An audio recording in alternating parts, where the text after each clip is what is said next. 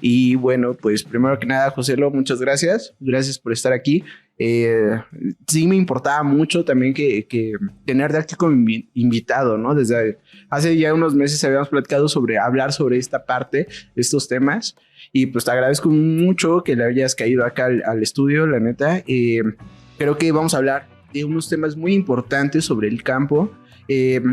La gente tiene mucho en cuenta que hay cafés especiales, pero no conocen mucho esos procesos, ¿no? ¿Qué tanto importancia le damos desde el campo? ¿Qué tanta importancia le damos al tema de la semilla, ¿no? Pero quiero iniciar eres ingeniero, agrónomo, fitotecnista, ¿no? ¿Nos podrías explicar un poco sobre qué va relacionado esa carrera? Claro que sí. Antes que nada, muy buenas tardes y saludos a todos, a la audiencia, a todas y todos. Y bueno, pues mi profesión es ingeniero agrónomo fitotecnista. Hay muchas ramas en la agronomía. La fitotecnia es más bien específica a las técnicas para manejo de plantas, ¿no? Y bueno, entran todos los cultivos que se producen para la alimentación. Normalmente son especies que son domesticadas por el hombre, no tanto maderables, no tanto forestales, pero sí esa es la especialidad que tengo.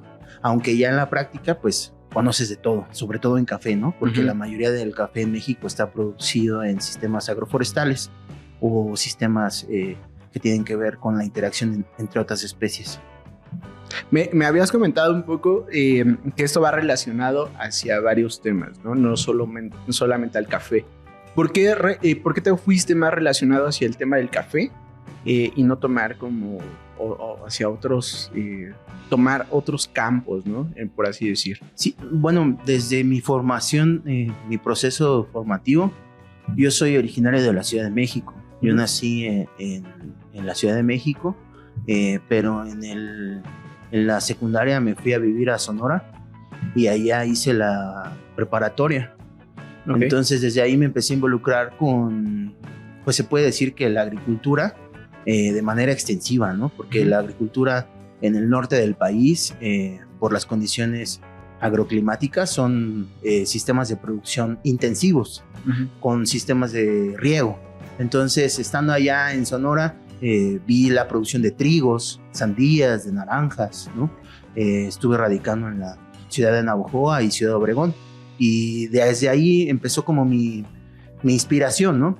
De manera familiar, mi padre es originario de Michoacán, de Huetamo, de Tierra Caliente, y desde pequeños tuvimos, se puede decir, la oportunidad de tener un pedacito de terreno en donde ir a pasar el fin de semana, sembrar avena, chícharo, durazno, tener un poquito de ganadito, un poco de borregos. Entonces desde ahí de alguna manera nació este amor por el cultivo, ¿no? Y pues lo ejercí ya en mi profesión. Obviamente te puedo comentar y de alguna manera decir que quise haber estudiado en Chapingo, pero no pude, ¿no?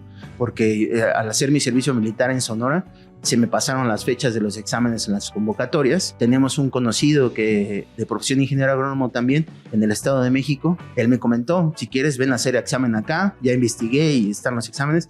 Y entonces fue que me moví de estar a 38 grados centígrados a la sombra a la zona de Toluca, ¿no? Y ahí fue donde estudié la profesión de ingeniero agrónomo, una carrera de 5 años en la Universidad Autónoma del Estado de México. Okay. Y bueno, ahí había 3 opciones: ingeniero agrónomo industrial, ingeniero agrónomo fitotecnista e ingeniero agrónomo en floricultura. Pues elegí la de fitotecnia porque fue la que más me llamó la atención. Ahí terminamos el proceso, ¿no? En el año de 2005 fue que me gradué de la universidad y a partir de ahí empezó mi vida profesional. Entonces incurrí primero en gramíneas. Durante varios años de mi profesión trabajé con gramíneas, específicamente maíz, avena, trigo, cebada, triticale y sorgo también. Trabajé en algunas zonas de México que son consideradas los graneros, como el Bajío, Guanajuato, Michoacán, Querétaro, el Estado de México y todos los estados alrededor que se le llaman valles altos, como Tlaxcala, Hidalgo, Puebla y Estado de México, siempre enfocado a sistemas de producción de gramíneas. Empecé con el café A partir del año 2016 fue que me involucré de lleno. En el 2015 renuncié a un trabajo que tenía en un instituto de investigación que se dedica al mejoramiento de maíces y trigos, que se encuentra en Texcoco. Me fui a Estados Unidos a estar un tiempo por allá con algunos amigos que tenían algunos proyectos, y en Estados Unidos conocí algunas cafeterías de especialidad en el año 2016. Que aparte en ese entonces también era una tercera ola, ¿no? También hablando como ya, como en el 2015 aprox, era como la tercera ola del café, ¿no? Y tenía mucha tendencia en ese entonces el café de especialidad en Estados Unidos, y apenas estaba escuchando un poco también ya en México, ¿no? Estaba súper chido eso. Claro, de hecho, algo que me llamó mucho la atención fue que yo me fui de México con una visión del campo un tanto desalentadora, porque en los proyectos que yo desarrollaba, pues me di cuenta de muchas cosas de índole político, social, que no me motivaban mucho a seguir en el tema de la producción de gramíneas, sobre todo el tema de valor agregado, ¿no? Tú sabes que los cultivos intensivos, y en específico de gramíneas, son para uso de la industria, ¿no? Y la industria es la que marca la pauta directamente en el mercado. En las gramíneas no encontré yo esa justicia, ¿no? De que al productor que no aplicara glifosato, que no estuviera aplicando insecticidas, no tuviera un manejo intensivo con agroquímicos, se le diera un valor a su producto. Y cuando llegaba a la báscula o al silo o al acaparador, le pagaban igual un grano que no tenía una gota de glifosato o que usaba control biológico al mismo que usaba glifosato, herbicidas, insecticidas, ¿no? Entonces, pues fue algo para mí desalentador. Pero llegué a una tienda en la ciudad de Los Ángeles donde vendían pues artículos para vapear, y bueno, mis amigos en Estados Unidos tienen una empresa que se dedica a la producción de cannabis medicinal. Entonces me llamó la atención el tema de que una taza de café costaba alrededor de $4 o $5, y fue un momento catártico donde dije, órale, ¿por qué vale tanto, no? Y fue que me empezaron a explicar, y bueno, tomé un café que era de origen de Kenia, variedad SL28, me llamó mucho la atención por sus notas muy ricas, y casualmente un amigo mío trabajaba en una cafetería de especialidad aquí en la Ciudad de México, en Alma Negra Café. Me llamó la atención, como que todo va coincidiendo, ¿no? A veces las cosas se van enganchando y uno tiene que mirar esas señales, ¿no? Y a partir de ahí como que nació mi curiosidad, ¿no? Como que me llamó la atención, y estuve mensajeándome con él. Le dije, ya casi regreso, oye, ¿crees que ahí donde estás trabajando haya la oportunidad de entrar a trabajar? La verdad no conozco mucho de café, de la preparación no tengo ni idea. Y todo esto sucedió entre 2015 y 2016, ¿no? Y me dijo, bueno, pues manda un currículum, mándale tu currículum a los socios, que agradezco mucho que me hayan aceptado. Claro. En ese entonces, pues Alma Negra Café tenía algunos años de... Tenía un par de años, ¿no? Porque justo conocí a Tato como a finales del 2014, principios del 2015, y tenían meses, ¿no? De haber iniciado justo en Avenida Universidad, que fue la primera tienda de café que tuvieron. Ahorita ya tienen distintas. Y justo es eso, ¿no? Esa tendencia. Me acuerdo que el platicar con él en ese entonces, justo una vez le cayó a una cafetería, ¿no? De ahí en Escandón, y nos pusimos a hablar justo de lo mismo, como de toda esa tendencia que había nueva. Y es súper interesante escucharte, ¿no? Como de esa tendencia que la viviste en Estados Unidos y en ese top, ¿no? Porque era cuando existía Blue Bottle, de Inteligencia, Stone Town. Entonces eran como varias cafeterías que estaban renombrando muy chido aquí en México, ¿no? Y estaba en su top el Cold Brew en ese entonces, que también justo Tato estaba muy con esta tendencia del Cold Brew, ¿no? Entonces, qué chingón que pudiste experimentar esa parte en barra.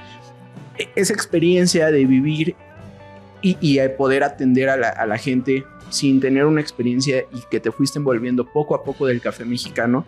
¿Cómo fue esa experiencia para ti? Porque estamos hablando un poquito como toda esta parte de lo que estudiaste, pero cómo cambiar de pitotecnista a ese salto de estar en barra y ya preparar el producto final. ¿Qué tal fue esa experiencia? Pues mira, para mí fue muy innovadora. En algún momento, al inicio, en los primeros 3 meses, algo de frustración, porque pues de haber tomado cafés que no tienen nada que ver con cafés de calidad ni diferenciados, empezar a prepararlos, fue para mí mucha responsabilidad, ¿no? Sí. Porque de alguna manera yo estaba empezando a involucrarme con quiénes llegaban, cuáles eran los orígenes, a empezar a leer temas de café. Como te repito, no era un cultivo en el que yo tuviera conocimiento, ¿no? Entonces fue como una inmersión en un tema desconocido, y creo que la curiosidad es la madre de todos los éxitos, ¿no? Porque la Exacto. curiosidad de alguna manera te lleva a exigirte. Tienes que hablar con un argumento, actuar con una información, y bueno, eso fue lo que me llevó a empezarme a rodear de un mundo de gente de café, ¿no? Empezar a conocer gente de baristas, empezar a conocer tostadores, obviamente el servicio al cliente, ¿no? La atención a los lotes que llegaban, saber cuándo fueron tostados, cómo venía el grano, todo este tema de calidad. Y algo, la idea que me hice fue que el tiempo que iba a estar ahí, pues no iba a ser eterno, ¿no? Mientras estuviera, pues me daba la impresión de cada que llegara una persona me gustaría prepararle el café como si fuera el mismo productor que lo estuviera tomando, ¿no? Como claro, si se lo estuviera ofertando al productor que lo hizo, ¿no? Ajá. Y fue que me involucré. Entonces fue que empecé a ver quiénes venían, ¿no? Quiénes eran los orígenes de dónde venía, quién tostaba, qué procesos hacían. Fue que me introduje en el mundo del café de especialidad. En ese entonces, bueno, tienes una certificación Q, ¿no? En este entonces, fue alrededor de esos años, fue antes o después de trabajar como barista en esta cafetería. ¿Cuándo fue? ¿Antes o después? Fue después. Okay. Yo finalicé mis relaciones laborales con Alma Negra Café en el 2017. Ajá. Para mí fue muy importante haber estado ahí, porque me hizo de alguna manera revalorizar todo el trabajo que hay detrás de una taza, ¿no? Y me hizo regresar a la trinchera que más me gusta, que es estar en el campo, ¿no? La verdad que ver todo el trabajo que hay detrás de una taza me dio mucha curiosidad. Al ver todos esos perfiles, en ese entonces los cafés que tenían en barra, en Alma Negra, muchos eran nacionales, pero también había cafés invitados. Y de esos cafés invitados había de tostadores pues como Dragonfly, como Huckleberry, Madcap. Llegaban muchos, y yo al probar todos esos perfiles y compararlos con nuestros cafés decía, bueno, pues en realidad el café de nuestro país tiene un potencial increíble. No les pedimos nada a esos orígenes exóticos, ¿no? Me recuerdo haber probado un café del Congo tostado por Huckleberry con el defecto de papa, ¿no? Okay. Y todo eso dices, bueno, sensorialmente partes de algo hasta otro lado y dices, bueno, ¿qué está sucediendo aquí, no? Uh-huh. Y fue en realidad que empecé a darme cuenta que 60% de lo que trae un café lo trae de campo, ¿no? Y el otro 40% considero que lo trae de los procesos post cosecha, ¿no? Uh-huh. Que cómo fue procesado, y me llamó mucho la atención, ¿no? Y me fui involucrando más. Decidí empezar a profesionalizarme en el café y poder tener las herramientas y el conocimiento para algún productor que yo conociera o con el que me involucrara, poder entre los dos generar un conocimiento, ¿no? Porque obviamente nadie sabe todo ni lo ignora todo, ¿no? Lo decía Paulo Freire, ¿no? Entonces el conocimiento es esto, ¿no? Como lo que uno sabe con lo que otro sabe, y se conforma en esto, ¿no? Y claro, creas un pequeño grupo, ¿no? Así es. Un pequeño equipo. Exacto. Y entonces fue que me empezó a dar la curiosidad de ir a las fincas. Y la primera finca que fui a visitar fue la de Santiago Sota. Uh-huh. Acá en confianza le decimos panqué, el panqué, ¿no? Y fuimos a ver. De hecho, sacamos las muestras para realizar un análisis de suelo, uh-huh, porque parte fundamental del diagnóstico que en la agronomía aprendí, pues es que uno primero parte de un diagnóstico de suelo, ¿no? Para poder conocer un terruño o un núcleo de producción, pues la raíz de todo y la raíz de la planta está en un suelo, ¿no? Entonces, ver el análisis de suelo es como un doctor a un paciente un análisis de sangre, ¿no? Claro. O como una radiografía, ¿no? Entonces, pues parte de esa metodología fue hacer un muestreo de suelo, ¿no? El muestreo de suelo normalmente se conforma de submuestras que forman una muestra compuesta, y de esa muestra compuesta se manda a un laboratorio para un análisis de propiedades químicas, físicas y biológicas. Hay otro tipo de análisis de suelo que es una cromatografía de papel, donde también te da visualmente una impresión de cómo está tu suelo biológicamente, y el análisis físico-químico te da las características que tiene tu suelo en temas de minerales, cómo está de pH, de conductividad eléctrica, de capacidad de intercambio catiónico, factores que al final tú analizas y observas, haces tus análisis y bueno, das una recomendación, ¿no? Entonces fue que así inicié. Posteriormente fui a otra finca de otro productor que me llamó mucho la atención en ese momento, porque tuve la oportunidad de conocerlo, y sobre todo, bueno, al involucrarme en esto de café, me di cuenta de que México tiene más de 14, 15 estados que producen café, y orgullosamente podemos decir que tenemos una variabilidad de perfiles sensoriales, de alturas, de ecosistemas tan ricos, que toda esta diversidad me llamó la atención, y fue que empecé a ir a la finca. Y entonces fui con Javier Jiménez a Michoacán y fuimos a hacer en unas 3 ocasiones, fuimos a ver finca, fuimos a hacer procesos, obviamente a conocer tu zona de producción, a tomar unos mezcales, pues a pasarla bien, ¿no? Que todavía está pendiente un episodio con él, ¿no? Ya bueno. tiene también un ratote que lo conocí.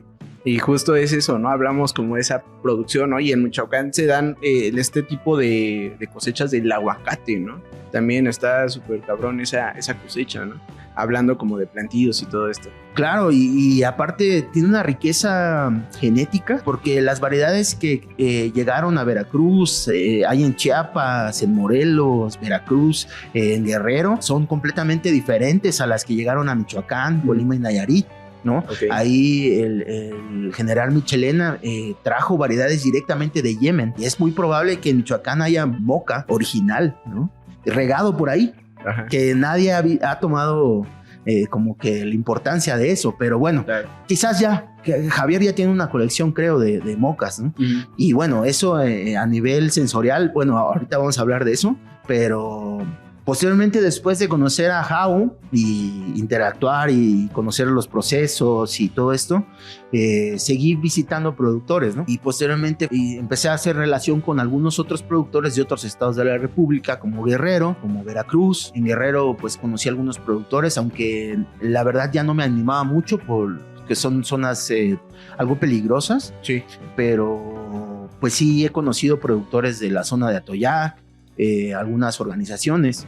Y en Veracruz, pues empecé a relacionarme con un productor que se llama Samuel Ronzón, y posteriormente fui a su finca, y precisamente lo mismo, la misma metodología de ir a hacer un análisis de suelo para entender cómo estaba su sistema de producción.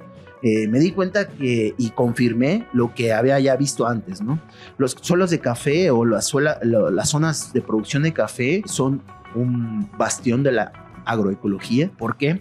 Porque son zonas que no tienen tanta perturbación como las zonas industrializadas o de cultura intensiva, de agricultura intensiva. Bueno, él tiene porcentajes de materia orgánica de 11%, que el promedio de México en zonas de producción de agricultura reduccionista intensiva, estamos hablando de que tenemos 1.5 de materia orgánica hasta 0.5. Que son muy bajos, o sea, son suelos que se compactan con una lluvia, son suelos que no retienen el agua, se evapora muy rápido, son suelos desnudos. Y entonces entendí que pues en realidad la agricultura o la cafeticultura mexicana pues en realidad es un tesoro, ¿no? De la naturaleza, ¿no? Las producciones en zonas de bosques, en cultivos originarios, la permanencia de especies, de biota, ¿no? de organismos, es increíble. Entonces en el 2017, ya casi el 18, Enrique López abrió un curso, que fue de los primeros cursos que dio de procesos. Ya que conocí a Javier y también conocí a Samuel, pues nos lanzamos al curso. Y ahí estuvimos 4 días. Bueno, yo llegué un día antes. En Oaxaca. Ya en la Candelaria, ¿no? En la finca. Yo llegué un día antes al curso porque me había equivocado, ¿no? Y bueno, Enrique López tuvo la atención de recibirme un día antes Y para mí fue algo muy bonito porque conocí a varios productores que ahora escucho que están haciendo cosas muy interesantes, ¿no? Marisela, por ejemplo, de Cusen. Conocí a Julieta, que tiene una cafetería, ¿no? Que es muy famosa también por haber concursado y ganar. Arandela, ¿no? Arandela Café. Ahí en San Luis Conocí Potosí. Exacto. pues a varias personas, ¿no? Estuvo, no me recuerdo el nombre de este hombre de Blend Station, estuvo también Chiro, que es un biólogo de Oaxaca, un tipazo, ¿no? Sí. Mucha gente que me inspiró, ¿no? Entonces más me fui metiendo en ese mundo y más me fue gustando, ¿no? Sí, y aparte compartir todas estas experiencias y con personas que realmente a la fecha llevan un trabajo súper estable y bien cabrón porque siguen experimentando, ¿no? Innovando, no se quedan con la vieja escuela o la forma tradicional de procesar los cafés, o sea, se siguen actualizando en investigaciones, ¿no? En cursos, talleres, X cosas. Realmente eso está súper chingón porque podemos llegar a que el café mexicano es muy bueno, es de excelente calidad y todavía sobrepasar eso, ¿no? Eso, creo que ese es el objetivo también de llegar a posicionarnos en un buen lugar, ¿no? A nivel mundial, porque realmente pues tenemos unos cafés bien chidos, ¿no? Toda esta experiencia que me cuentas, ¿cómo es vivir, o más bien, si el productor tiene esta parte del el conocimiento de la tierra, cómo poder mejorar esos conocimientos desde la tierra? Porque podemos hablar de la planta, pero ¿qué es primero? La planta, pero obviamente para nutrir ese tipo de cafetos necesitas un tipo de suelo. ¿Recomiendas? Supongo que este análisis en laboratorio no es nada barato. ¿Qué recomendarías por iniciar hacia los productores que no están tan metidos en este tema?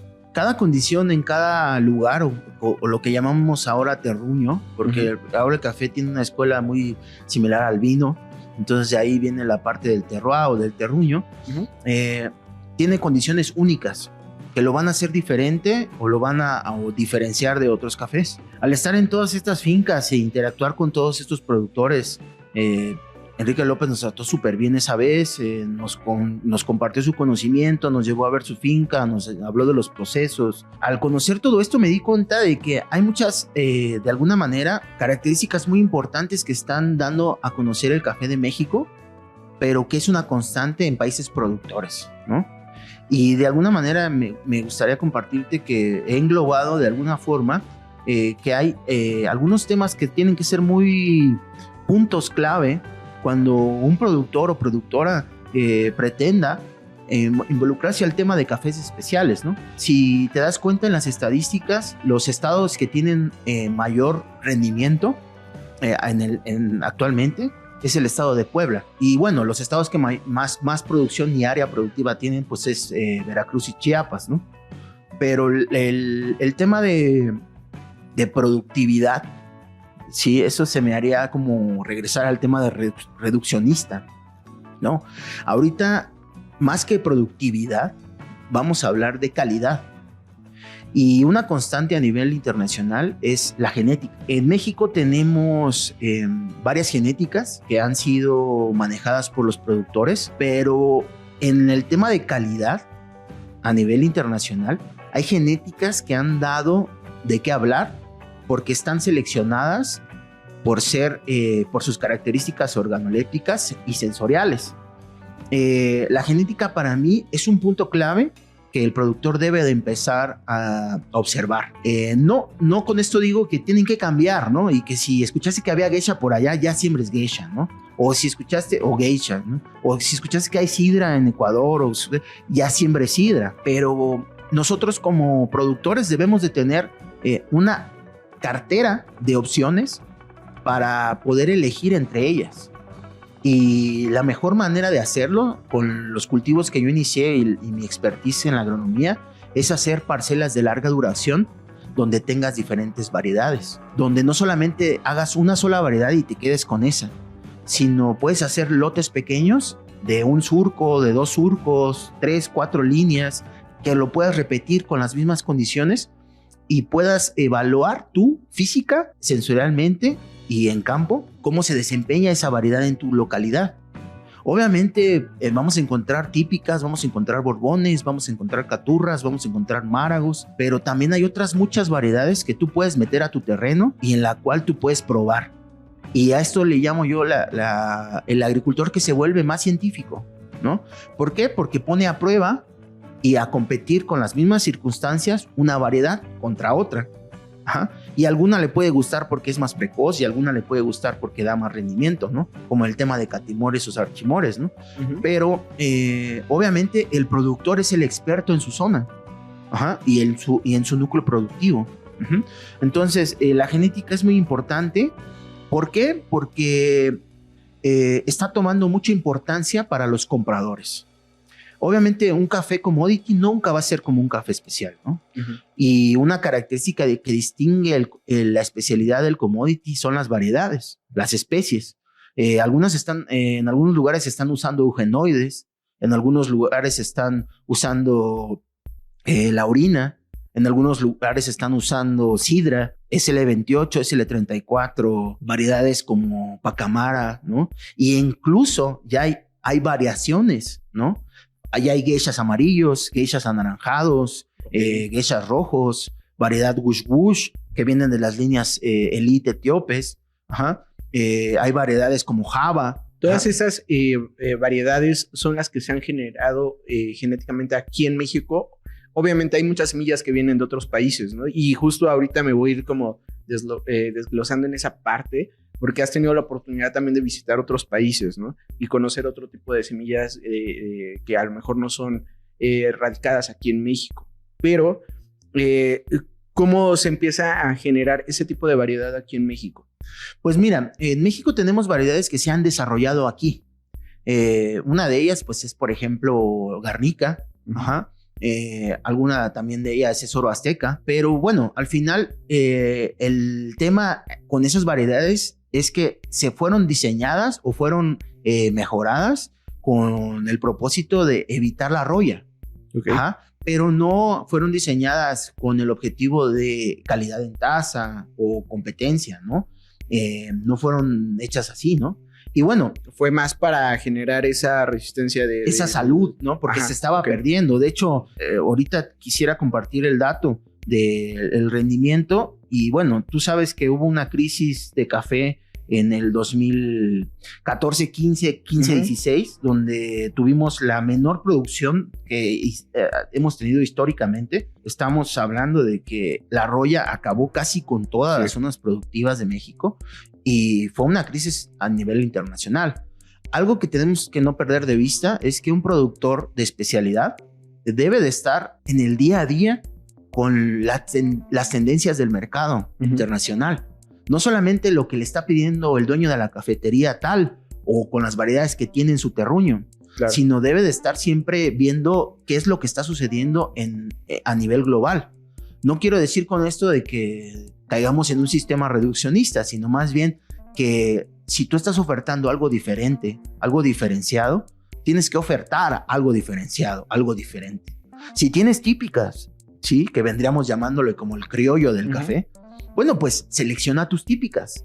Si tienes borbones, caturras, pues selecciona las variedades en planta que mejor veas, que tienen sanidad, que tienen un buen porte, que tienen una buena estructura de planta, que tienen una alta productividad. Ajá.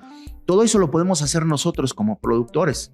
Nada más que el mercado también influye mucho en las decisiones que toma el productor. A mí me ha tocado ver campos de productores que siembran catimores y sarchimores abandonados.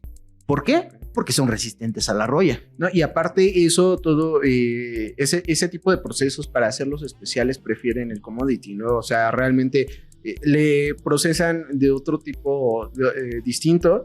No se meten tanto en ese tipo de proceso y se venden mucho más rápido, ¿no? Y es como tú dices, el mercado te va orillando a eso y creo que también los productores se están orillando. Algunos se orillaron mucho tiempo hacia eso. Afortunadamente hemos ido mejorando la calidad en procesos, en toda esta experiencia de varios productores y creo que hacia allá vamos, ¿no? También me gustaría cambiar el tema hacia la densidad. ¿Qué tan importante es tomar en cuenta la medición de densidades de humedades. Cuando estuve en contacto contigo, te dije, ojalá y pudieras traer un medidor de humedad para que pudiera pues la audiencia ver, ¿no? Más que nada, cómo funciona, qué tipo de accesorios o métodos se utilizan, ¿no? Antes de ser tostado el café, ¿no? Es muy importante medir la densidad y la humedad antes de ser tostado para saber, ahí entra la labor del tostador, ¿no? Saber la habilidad que tiene para saber a qué temperatura entrar, cómo manejar toda esa curva. Pero bueno, ahorita nos enseñarás ahí como el medidor de humedad también, claro, que es el que tienes ahí a un lado. Y bueno, hablando de densidad, hay varios temas de los que vamos a hablar, justo eso. La genética ya hablamos, la densidad vamos a hablar ahorita algo breve también para que entienda la audiencia. Y de ahí nos vamos hacia la renovación de los cafetales, ¿no? Que ya también tocamos un tema importante sobre esto. Y ahí, bueno, me gustaría que habláramos como de esos temas pendientes que tenemos y pues le informes también a la audiencia. Pues claro, mira, algo muy importante es la densidad en el grano, pero también hay una densidad que se mide en la cantidad de plantas que tú colocas en una hectárea. En países productores se mide de diferentes formas. Algunos tienen hectáreas, unos tienen manzanas, unos tienen tareas. Ajá. La cantidad de plantas que tú colocas en una hectárea en México es la población o la densidad de población que vas a tener. En el tema de grano, bueno, ahorita vamos a ver un poquito más adelante ya en factores de calidad, pero la densidad de plantas que tú tienes en un terreno va a estar determinado por el tipo de variedad, el porte, ya sean variedades de porte alto o porte bajo. También va a ser referente el tipo de terreno que tienes, la pendiente que tienes, el sistema de producción que estás haciendo. Si tú te das cuenta, los cafetales de Brasil no son los mismos cafetales de Colombia, ni son los mismos cafetales que hay en México. Ajá. Y esta diferenciación de las densidades te los va a dar el tipo de variedad que estás utilizando. Si son variedades de porte alto, la densidad debe ser menor. ¿Por qué? Porque si tú tienes plantas muy altas, muy juntas, pues va a haber un problema de competencia entre ellas. En variedades de porte bajo, pues pasa todo lo contrario. Si tú te das cuenta, en Colombia tienen una variedad que tú vas a encontrar en todos los municipios o localidades, que es Castillo, pero ellos tienen una variedad Castillo adaptada a cada región. En México tenemos muchas variedades. Tenemos variedades que han sido diseñadas para que sean resistentes a roya, pero en el tema de especialidad tenemos que tener mucho cuidado con la densidad que metemos de población en nuestros terrenos. ¿Por qué? Porque no es lo mismo tener 6 hijos a tener 1. Ajá. Entonces, si tú usas altas poblaciones, pues vas a tener una demanda de nutrientes, una demanda de espacio, de sombra, temas que tienen que ver con la fisiología de la planta diferente a si sembras variedades de porte bajo. No es lo mismo un márago que un marsellés. Un márago son plantas muy altas, son rendimientos muy pequeños, son granos muy grandes. No es lo mismo un marsellesa de porte bajo, mucho follaje, con un rendimiento de alta productividad. Entonces, todo este tipo de detalles es otro factor importante en el tema de cafés especiales. Otro tema que me he dado cuenta que también de alguna manera nos afecta mucho en la producción de cafés especiales en México es el tema de renovación de cafetales. Como tú mencionaste hace ratito, la renovación de cafetales es algo vital y lo relaciono mucho con el relevo generacional. Un tema que va a ser de mucha importancia a nivel nacional y en toda la agricultura, no solo en el café, es quién va a sustituir a los agricultores viejos. Y lo mismo sucede en la renovación del cafetal. He conocido cafetales que tienen 40 años, 50 años, que no se han renovado, que es la misma planta. Había leído y visto alguna vez que esos cafetales ya son para, por así decirles, ya pasarlos, desplantarlos, ¿no? Y poder darle oportunidad a los nuevos, ¿no? Que también vamos a ir como poco a poco tomando ese tiempo de floración de los cerezos. ¿A qué años sería óptimo poder quitar o ya darle pues otra vida, otra oportunidad a los nuevos? ¿Y cuándo sería tiempo de cambiar ese cafeto? Bueno, mira, hay muchas escuelas en el tema de renovación de cafetales. Ajá. Depende del sistema. No te podría dar una respuesta específica, pero sí te podría dar como un esbozo de lo que es, ¿no? Si tú manejas un sistema intensivo como lo hace Brasil, ellos utilizan rendimientos, poblaciones muy altas, 7,000 plantas, 6,500 plantas. En México he encontrado zonas de producción que tienen 1,500 plantas por hectárea. Ajá. Hay demasiado espacio entre las plantas de café. Uh-huh. Y si a eso tú agregas que no tienen un manejo de tejidos, los árboles parecen especies forestales, ¿no? Miden 3 metros, 4 metros, están agobiados, ¿no? Sí. Se doblan y la gente cuando cosecha dobla la planta para hacer la cosecha. Eso te quita un poco de eficiencia porque tardas demasiado tiempo. Un cosechador ocupa mucho tiempo de su labor en hacer cosechas casi con escalera. Claro. Entonces, hay maneras de renovar los cafetales que son observando, pero por ejemplo, la vida útil de una planta de café puede llegar hasta 22 años, siendo todavía efectiva y productiva, pero tú tienes que estar observando cómo vas a manejar tus tejidos. Los tejidos, ¿qué me refiero? Pues a ramas y hojas, ¿no? Okay. Existen diferentes tipos de podas para tú manejar tu terreno. Hay podas en bloque, hay podas individuales, podas selectivas. Existen también manejo de tejidos que se le llama recepa. Cuando un cafetal está agotado, sus tejidos ya son muy viejos, ya no son productivos. Uh-huh. Ajá. Hay que recepar. Normalmente se hace a los 30 centímetros. Tú cortas el cafeto o ves si la planta tiene una cantidad de años determinada. Tú decides hacer una plantación nueva o hacer una recepa. Entonces, puedes hacer un descope. Ajá. Cuando son plantas, lo que se recomienda para un manejo de tejidos adecuado es que si la planta está superando los 2 metros, tú le das una poda en la parte apical, que es la parte de hasta arriba de la planta, que es como la punta, ¿no? La punta. Ajá. Tú quitas se le llama descope o poda apical y quitas eso, y lo que vas a hacer va a hacer que la planta genere nuevos tejidos hacia abajo, porque el café tiene 2 tipos de crecimiento, ¿no? Ortotrópico y plagiotrópico. Plagiotrópico es hacia los lados y ortotrópico es hacia arriba. Si tú haces ese tipo de podas, tú vas a hacer que la planta se recubra otra vez de nuevo tejido, y eso va a generar nuevas yemas o axilas, que es donde van a crecer las flores. Entonces es muy importante que nosotros tengamos en cuenta que si tú ya tienes un cafetal, busques cómo manejar sus tejidos. ¿Por qué? Porque una planta que no tiene manejo de tejidos es una planta que está envejeciendo, y sus tejidos cada año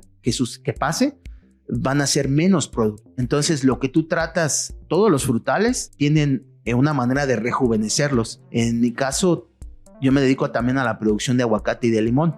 Entonces, las ramas se deben de podar cada cierto tiempo para rejuvenecer el árbol. Lo mismo sucede con el café. Ahora, junto con esto, si nosotros generamos este manejo y observamos estas características, es muy importante, si tú tienes una zona de producción de café enfocado a la especialidad, conserves tu suelo, porque es un recurso no renovable, ¿no?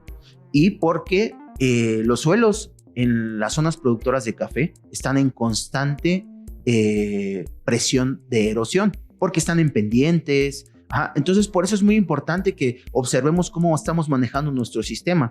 Si estás en una pendiente muy alta, que hagas terrazas, que hagas barreras vivas, o que hagas sistemas de siembras al contorno, siembras en plantaciones en curvas de nivel. Con esto tú vas a evitar que tu terreno se erosione y que vayas perdiendo estas características de fertilidad que tienes, ¿no?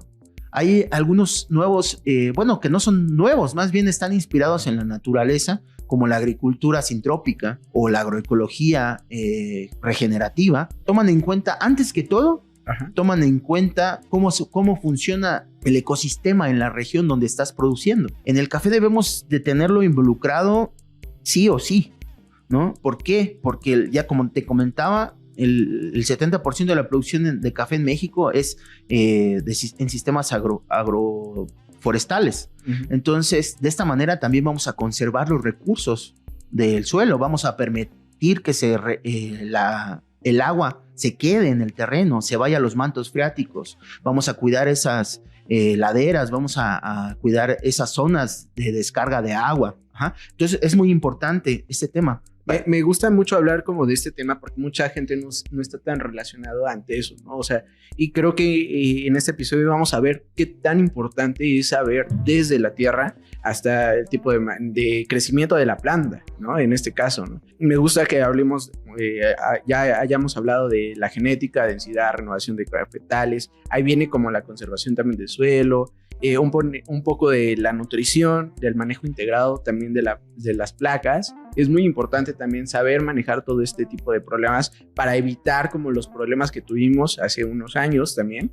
Y justo ese tema de la roya es muy importante y muy peligroso a la vez también, porque si no controlas ese tipo de plagas se come demasiado las plantas. ¿Qué me puedes hablar sobre, ya para dar término a este tipo de temas, sobre la calidad, ¿no? Como la administración efectiva y también sobre la calidad, ¿no? Bueno, algo muy importante como los temas que mencionaste, voy a retomar un poquito antes de pasarnos a otro tema, es lo que dijiste del manejo de insectos plaga o de arbences o de enfermedades, es que tenemos muchas herramientas que antes no existían. En los años 70 se realizó la Revolución Verde, ¿no? Entre comillas, ¿no? Empezamos a utilizar uso indiscriminado de fertilizantes, de agroquímicos, de insecticidas, de herbicidas, porque considerábamos problemas a los insectos, problemas a las plagas, arbences, considerábamos problemas a las enfermedades. Pero si tú haces un manejo correcto, el sistema en que produce se convierte en un equilibrio y empiezas a generar poblaciones. Lo que sucede con esto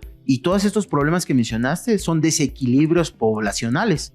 Empiezan a haber más especies que se replican durante más cantidad y se convierten en algo difícil de controlar. Okay. Ajá. Entonces, en realidad, en la agricultura de café, y que considero que deberíamos de buscar soluciones con controles biológicos, con manejos de materia orgánica, no ver a las arbences como una maleza. Una arbense es una plaga. Un arbense es comúnmente se les llama malezas, okay. Pero de malas yo considero que no tienen nada, ¿no? Porque una especie que es una planta no podría ser mala para ti. Más bien lo que te dice son plantas indicadoras. Cuando tienes demasiadas malezas es porque has abusado del uso indiscriminado tanto de fertilizantes como de herbicidas, que para mí son arbences, ¿no? De ahí van creciendo este tipo de malezas para no verlas así, ¿no? Claro, si tú ves el suelo como un banco de semilla, el suelo tiene millones de semillas de diferentes especies que no son café. Cuando tú vas a un cafetal vas a encontrar una gran diversidad de plantas arbences o mal llamadas malezas. Ahora, tú puedes utilizarlas a tu favor o las puedes utilizar en tu contra si es que estás haciendo aplicaciones de herbicidas. Okay. He visto parcelas que han sido quemadas completamente por malas aplicaciones con ingredientes activos como el glifosato, como el paraquat, como el gramosil, como el paraquat más diurón, que son ingredientes activos de herbicidas, que lo único que hacen es contaminar tu suelo, dejar trazas de esos herbicidas en tu suelo y acabar con esa diversidad que tenías de plantas arbences en tu terreno. La otra parte es, si tú tienes un suelo cubierto, no vas a generar crecimiento tan alto de arbences. Por eso es importante que entendamos el suelo como una cobija. Si tú generas cobertura en tu suelo, no vas a tener tanta presencia de arbences o de malezas. Por eso siempre debemos de procurar que la zona que tienes en el cafetal tenga cobertura. Hay varios cultivos que se utilizan como cobertura, como pastos, como especies de leguminosas. La crotalaria, por ejemplo, para el control de nemátodos, es una excelente opción. ¿Por qué? Porque genera sustancias alelopáticas en el suelo que matan a los nemátodos. Entonces, si tú tienes problemas con nemátodos, puedes sembrar crotalaria, puedes sembrar frijol, gandul. Es un super mundo, ¿no? O sea, ¿cómo vas abriendo segmentos, o sea, tipo de pesticidas, hablar sobre las malezas? Y me interesa así súper cabrón este tema porque poco a poco la gente también va viendo esta parte, ¿no? De que no todo es maleza, como tú lo comentas. Y justo eso, si tú vas controlando eso, vamos mejorando la calidad ante todo, ¿no? Desde el suelo. como tú me lo comentas, sobre las plantas. Estábamos platicando algo antes de empezar a grabar, sobre la floración. Y perdón que te haya interrumpido sobre todo este tema, pero también me gustaría que habláramos sobre un poco eso, ¿no? Como el tiempo de floración, qué tanto, cómo inicia este tipo de floración. Recuerdo que en mi primer episodio justo hablábamos un poquito con Abigail, que decía que era como todo un embarazo, ¿no? Que hay que tener mucho cuidado en los primeros meses. ¿Cómo y cuánto tiempo es conservar este tipo de cafetos, ¿sabes? La floración, el cerezo, lo del pergamino. Bueno, la floración es una parte muy, muy importante. Yo creo que de ahí deberíamos de calendarizar en el campo las actividades. A partir de la floración es que sucede todo en el café. El cafeto es una planta tan eficiente en el tema de recurso hídrico que con 10 milímetros de lluvia tú puedes estimular a una planta. ¿Eso qué quiere decir? Pues con una lluvia ligera de unos cuantos minutos, una planta de café se estimula para florear. La floración sucede cuando tú estás en el periodo del año. Si tú te acercas más al Ecuador, vas a tener más cosechas de café por año. Por eso es que Ecuador o Colombia están cosechando café todo el año. Y en México, mientras más te alejas del Ecuador, nosotros solo tenemos una cosecha. Bueno, tenemos varias cosechas, pero de el inicio de una sola floración que después se convierten en otras floraciones si es que tienes agua. Pero, por ejemplo, nosotros no estamos cosechando café todo el año. Solo hay un periodo en el que nosotros tenemos muy estipulado donde llueve, ¿no?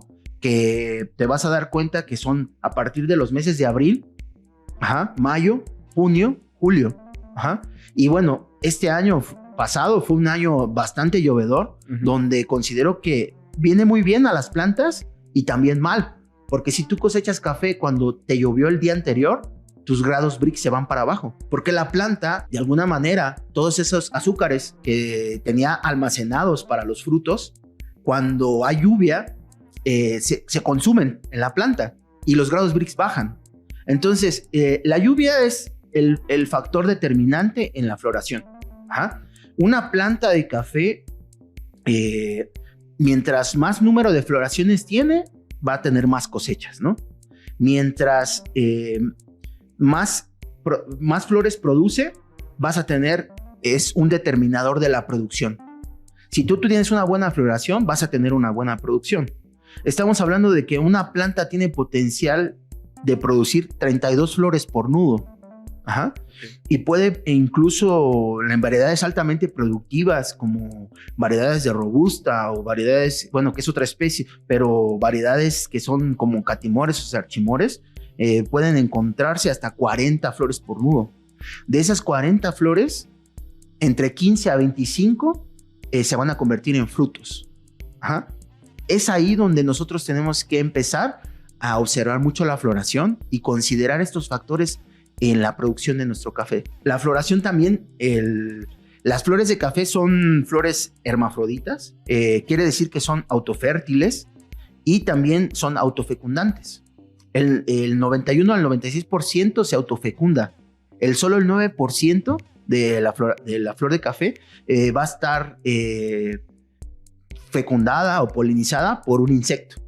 Y en su mayoría son las abejas las que hacen ese trabajo. Pero es muy bajo el porcentaje. La planta solita se autofecunda. Por eso la floración en el café es un espectáculo, porque dura muy poquito tiempo, ¿no? Y bueno, se divide en algunas etapas, ¿no? Durante la floración ocurre en un periodo aproximado dependiendo la región, la altura y la cantidad de humedad que llueva, también la distribución de la temperatura, entre 6 a 9 meses. Y lo que vamos a observar es que, por ejemplo, en la etapa 1 del crecimiento de la floración, es cuando la etapa después de que floreó y esa flor se va a empezar a convertir en un grano. Hay un periodo de un mes y medio aproximadamente que se le llama el crecimiento lento y que es cuando se forman unos botones que miden entre 4 milímetros hasta 8 milímetros. Después de que ya sucedió la floración y se creó el botón, viene otro periodo que viene después de ese mes y medio, que dura aproximadamente entre mes y medio hasta 3 meses y medio, que se le denomina el periodo donde más tiene consumo la planta de alimentación.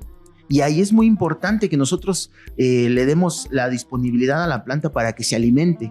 Porque lo que ahí en esa parte, si no tiene el alimento, me refiero no solo a fertilizaciones de síntesis química. Tú puedes hacer aporte de nutrientes o enmiendas con bokashi, con lixiviados, con vermicomposta, con composta de lo que tengas de hojarasca, ¿sí? de materia orgánica. Tú le debes de dar a la planta en esa época una enmienda, ¿no? Una nutrición del índole que tú quieras. Puedes poner composta de bovino, composta de pollo. Ajá. Pues lo que la planta necesita en ese momento es que tenga comida para que genere. En ese periodo de un mes y medio a 3 meses y medio es cuando se genera el pergamino. Okay. Lo que le llamamos la cascarita, ¿no? La cáscara. Ahí es cuando se genera. Si tú tienes la curiosidad de abrir un grano, tú puedes ver cómo se está generando el pergamino y se está diferenciando, ¿no? La semilla. Entonces, en la etapa número 3 es cuando el fruto deja de crecer, deja de elongarse porque tiene un crecimiento hacia a largo, ¿no? Y después empieza a ser ancho, a lo ancho, ¿no? Que se le llama el engorde o el amarre del fruto, pero el engorde del fruto, ¿no?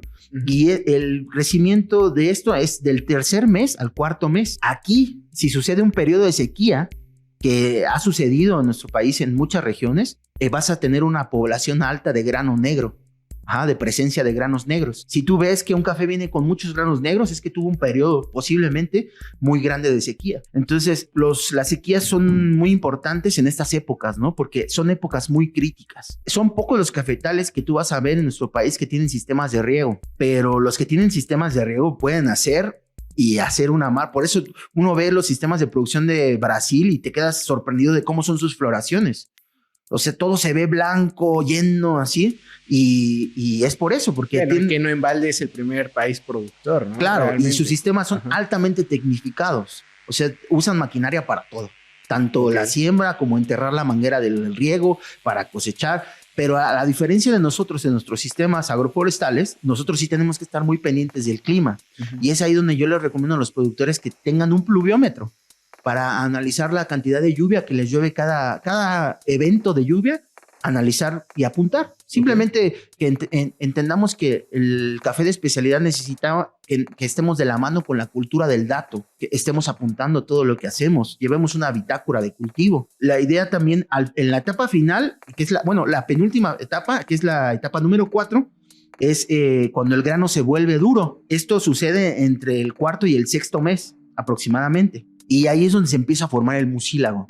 Okay. Todos esos azúcares que nosotros vamos a querer para hacer el proceso, ahí es donde nosotros tenemos que tener especial cuidado y bueno, estar observando cómo es que sucede, ¿no? Porque ahí el grano es cuando se empieza a poner duro y donde se están desarrollando ese mucílago, ¿no? Es una etapa muy fundamental y muy importante. Previamente tú ya le debiste de haber proveído a ese café la mayoría de los nutrientes que pudiera necesitar, ¿no? Y bueno, hay muchas enmiendas que son de índole orgánico que tú puedes aplicar, ¿no? Puedes aplicar algunos productos previamente a la floración. No se recomienda aplicar nada durante la floración porque eso puede hacer que se aborten las flores. Tienes que tener mucho cuidado. Y bueno, viene la etapa final. Si vamos relacionando los granos, en la etapa número 3, que es de los 3 al 4.º mes, es cuando están los granos verdes. De la etapa del 4.º mes al 6.º mes es cuando están los granos pintones. Y del 7.º mes al 9.º mes es cuando vamos a encontrar la madurez fisiológica del grano. Que ya es la etapa final para poder hacer el corte. Así es, que es cuando el grano ya determinó el color, ¿no? Porque vamos a encontrar variedades amarillas, rojas, anaranjadas, ¿sí? Y entonces ahí es cuando ya vas a tener la madurez fisiológica y es cuando vas a tener, ya estás completamente convencido de que tu grano llegó a su punto de madurez. Ahora, el punto óptimo de cosecha, bueno, pues te lo van a dar los factores como grados Brix, ¿no? Okay. La cantidad de azúcares que tienes, organolépticamente también puedes probar, ¿no?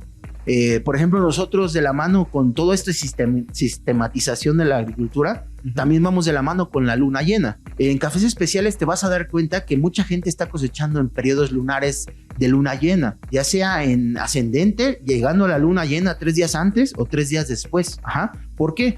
Porque la luna llena influye en todos los organismos o seres vivos de la Tierra. Hay un fenómeno que es un tipo de fenómeno como capilaridad. Todos los líquidos que tiene la planta, cuando la luna llena ejerce su fuerza, jala hacia arriba. Se ha investigado el tema de que en periodos lunares es cuando la concentración de grados Brix es mayor. Entonces, bueno, al trabajar con algunos productores o algunas fincas, hemos encontrado que las cosechas de luna llena nos vienen muy bien en calidad de taza. Está súper chido, ¿no? Que va relacionando todos los cambios climáticos, ¿no? Vamos a hacer un pequeño corte aquí en este espacio. Justo quiero retomar esa parte de los lapsos lunares, ¿no? Que nos estabas comentando. Claro. ¿Cómo va relacionado toda esta parte? Está súper cabrón porque el cambio climático está muy cabrón, ¿no? Entonces, hace poco platicaba con una cooperativa de productoras igual, me decía, no, es que está en cabrón, ¿no? Esta parte, 10 días llueve y 2 días hace sol y de repente es muy difícil hacer este tipo de procesos. Claro. Y ahorita estamos hablando como de esta parte lunar también, que tanto va influyendo, ¿no? Y si nos puedes seguir explicando. Claro, bueno, creo que nos hemos desvinculado un poco del universo, ¿no? Esto va a sonar muy fumado, pero en realidad deberíamos de recoordinarnos con el universo en el tema lunar, en el tema planetario, en la influencia que tiene esto en el planeta, ¿no?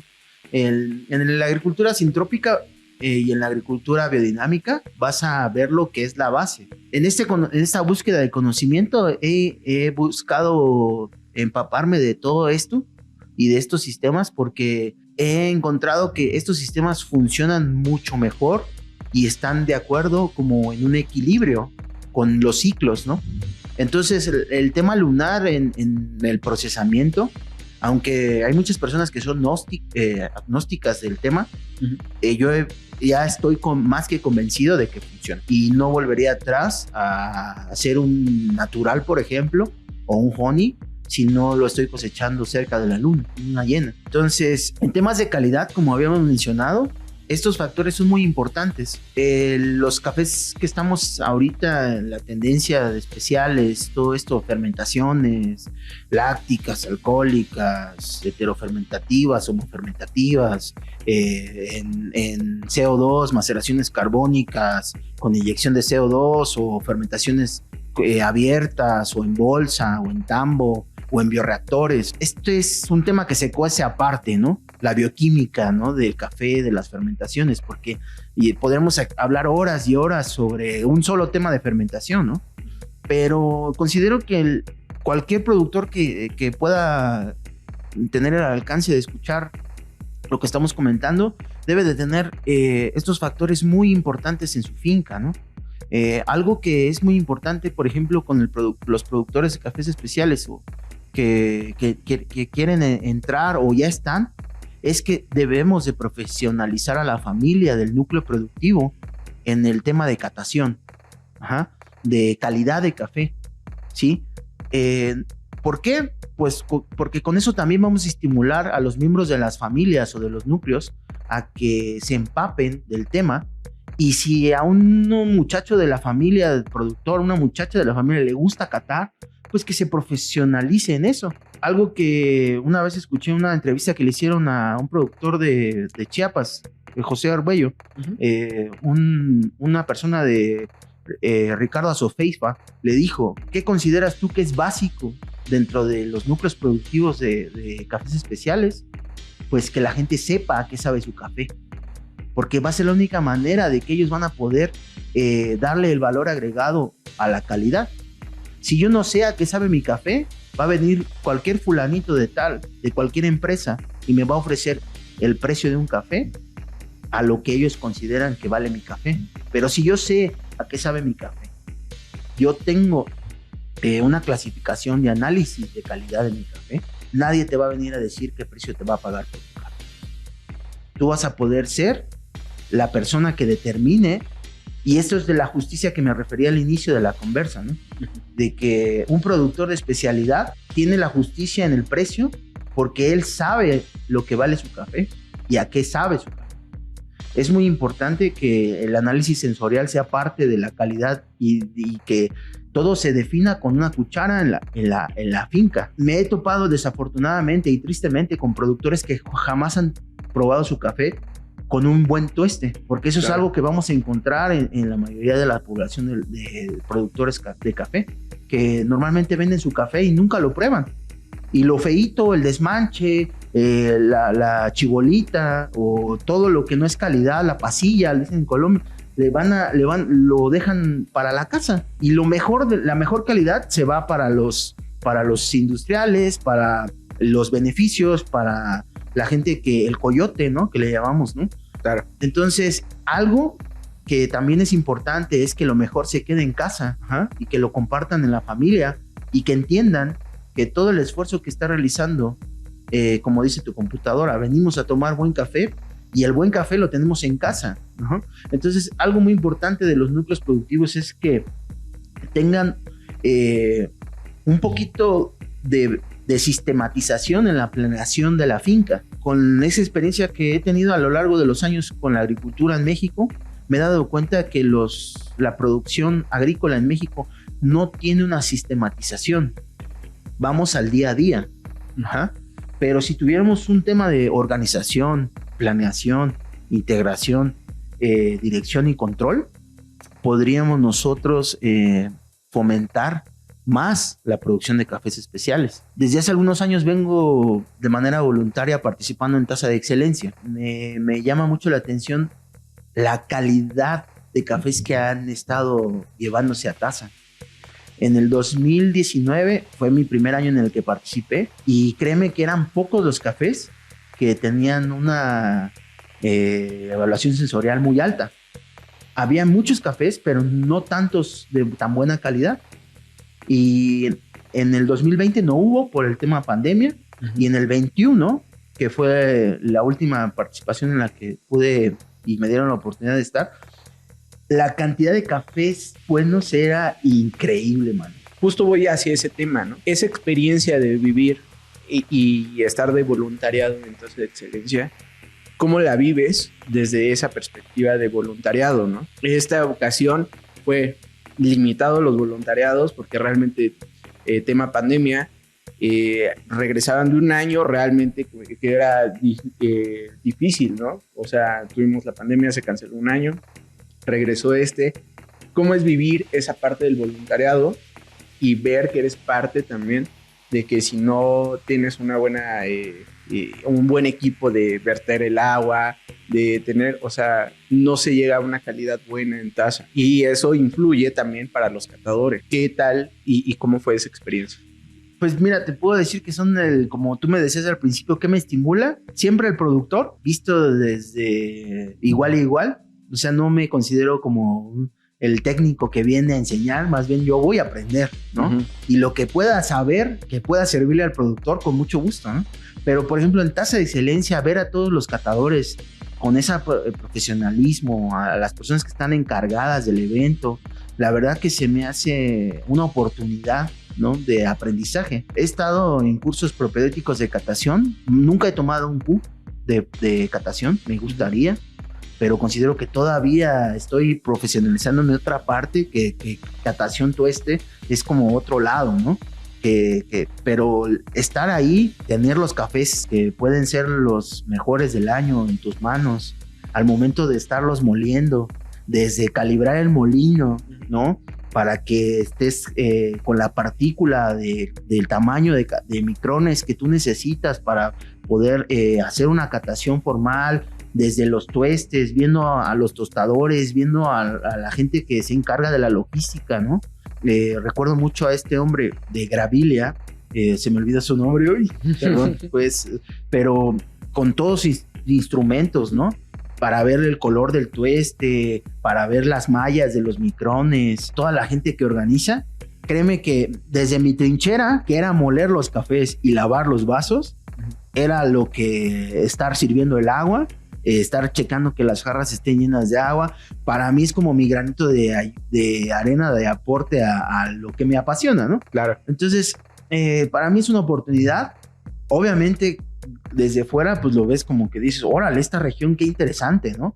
Y sin querer, pues dices, no, pues es de Guerrero de tal lugar, ay, pues qué bendición, ¿no? Y ya lo apuntas, dices, bueno, es que aquí hay unos cafezazos, ¿no? O es Chiapas, o es tal región, ¿no? Este año hubo muchos cafés. Afortunadamente, la gente que asiste a estos eventos te retroalimentan. Y estar con estas personas que dedican su vida a catar, a estar probando cafés todo el año, a revalidar sus conocimientos en un examen que tiene un costo, ¿no? Porque todo esto nada es gratuito, ¿no? Pues te inspira a poder hacer lo que haces y a seguir participando dentro de la cadena que sí da valor. Me emociona. No, está chido porque justo cada quien tiene, bueno, todos somos un eslabón para crear una taza de café, pero eso está súper chingón, ¿no? Porque cada quien nos apasionamos. Yo en este caso, yo me apasiono a veces estando en barra. Igual, de repente llegan clientes y me apasiona tanto que de repente les digo, basta, creo que ya hablé mucho. O sea, pero es lo que me apasiona, ¿no? Y esa parte de transmitir lo que realmente venimos haciendo todos en cadenita, eso es súper increíble, ¿no? Esta parte de la tasa de excelencia y todo esto, eso es súper importante porque es donde evaluamos y donde se evalúa todos los cafés de alta calidad en México, ¿no? En esta ocasión, bueno, ya estamos como en esa temporada, ya viene de tasa de excelencia este año también. Claro. Y bueno, también estamos en una temporada donde estamos como en procesos, en cortes, distintos, en distintos estados ya iniciaron con cortes y procesos, ¿no? En otros apenas van a ir para el corte, ¿no? Y me gustaría ya ir como también hablando de este tipo de proyectos que tienes. Ya nos contaste de tasa de excelencia, la experiencia y la aportación que tuviste, y realmente pues qué chingón que te hayas anotado y estés ahí puntual, porque realmente ese granito de arena es lo que también le ayuda a muchos productores, ¿no? Y realmente estábamos hablando hace rato de algunos que estuvieron en tasa el año pasado, y pues tú también aportaste ese granito para todos. Hablando sobre tus proyectos, Finca Libertad, ¿qué es Finca Libertad? ¿Dónde está situado? Mira, ¿qué es lo que representa para ti? Perdón. Finca Libertad, pues es un patrimonio familiar. De alguna manera, mi padre ha ido construyendo y mi madre juntos el tema de, pues, el patrimonio, ¿no? Como todos, ¿no? Como hijos, hermanos, hijas y hermanas. La familia, de alguna manera, tuvimos la oportunidad de tener un terrenito por ahí, en el Estado de México. Entonces, tenemos producción de aguacate, de limón, de guayaba, y hasta hace unos años inicié con la plantación de algunas plantas que tuve la oportunidad de conseguir en una visita que tuve a un curso a Huatusco, en el CRUO de Chapingo. Entonces adquirí unas semillas, las puse a germinar y pues ahí tengo una población pequeña de algunas cuantas variedades. Precisamente lo que te decía, ¿no? La curiosidad de tener variedades me llevó a esto. Y entonces ahí tengo alrededor de 15 variedades diferentes que tuve acceso del banco de germoplasma del CRUO y de algunas variedades que ya tenía determinadas tener. La verdad es que ahí en la zona nadie tiene café. Lo tienen, pero como cultivo tras patio, como que entre que una lechuga y que entre que un chile, y tienen un cafeto. Pero eso fue lo que me llevó a decir, bueno, pues si aquí tienen un cafeto, un caturra, un borbón, pues bueno, aquí le voy a sembrar algunas variedades.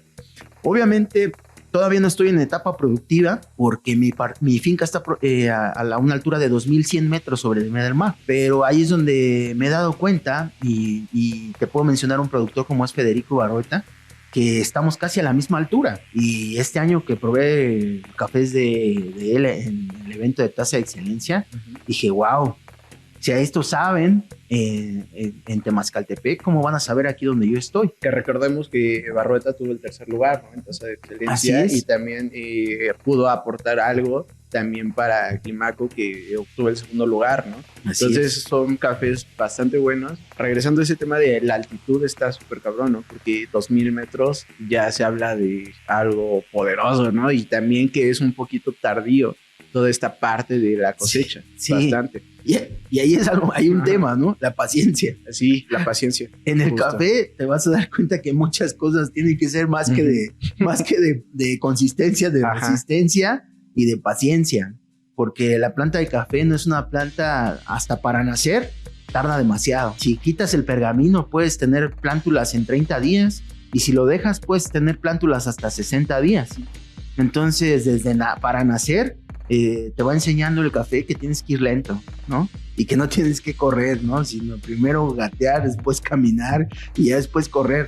Y bueno, eso es lo que he aprendido con este tema, ¿no? De que en la finca mis plantas van muy pequeñitas después de casi 2 años de sembradas. Creo que este año yo creo que voy a cosechar el primer kilo y créeme que te va a tocar probarlo, por supuesto, pero no...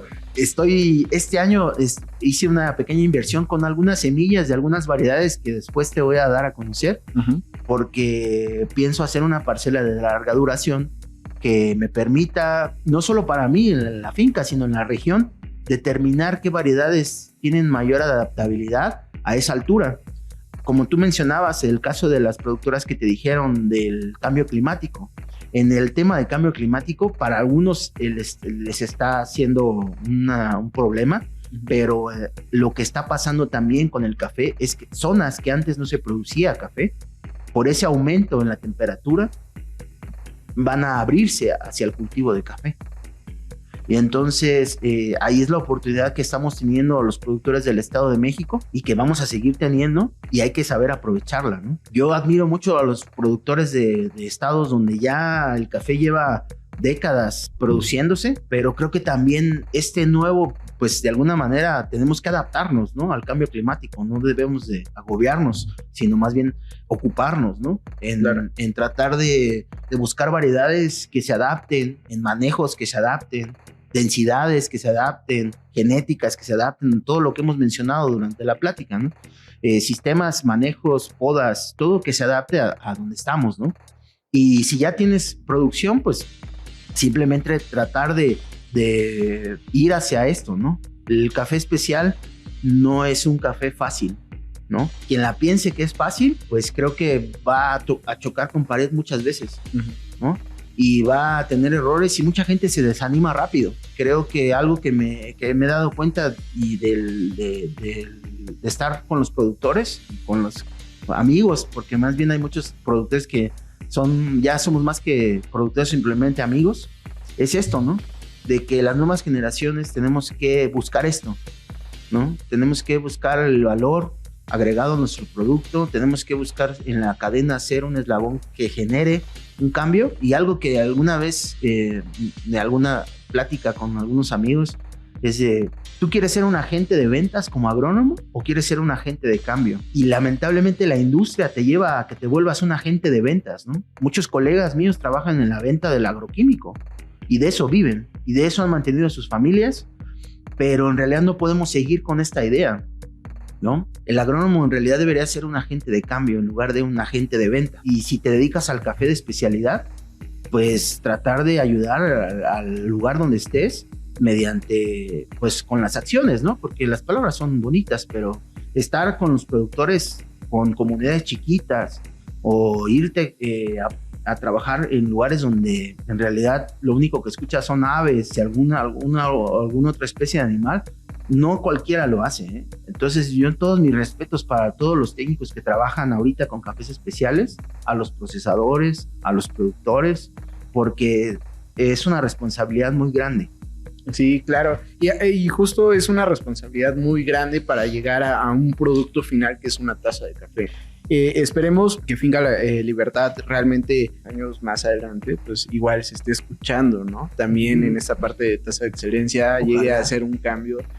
Hay que tener mucha paciencia, y creo que eso es lo que va a ayudar para llegar a hacer un buen trabajo, ¿no? Qué chido, neta, me da mucho gusto de escuchar y toda esta situación de cambio. También, ¿quién iba a decir que íbamos a hablar de un cambio climático, ¿no? A estas alturas, pero también varios años también no aportamos nada hacia esta situación, pero también me quiero hablar sobre otro proyecto que también está congeniado con esto. ¿Nos puedes hablar también de Gente de Café? Gente de Café.